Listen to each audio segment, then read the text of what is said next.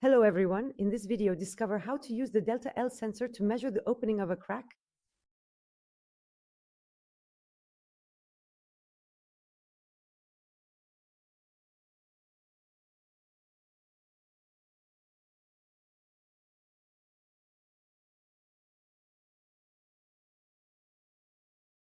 Start by turning on the sensor. Remove the battery cover, take the battery out of its packaging, then insert it into the designated compartment. Then put the cover back on. Once on site, mark your reference points using the template or by measuring 5 centimeters on either side of the crack. Then drill to a depth of about 6 centimeters using a 10 millimeter drill bit. Next, insert the anchor and screw assembly into the JC1 gauges, then place them into the pre-drilled holes.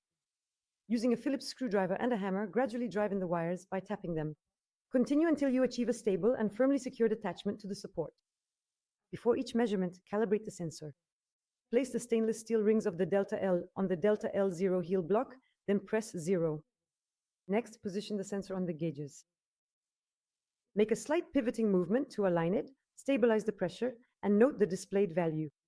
The first measurement serves as a reference. The following measurements will allow you to precisely monitor the evolution of the crack's opening over time. Great job!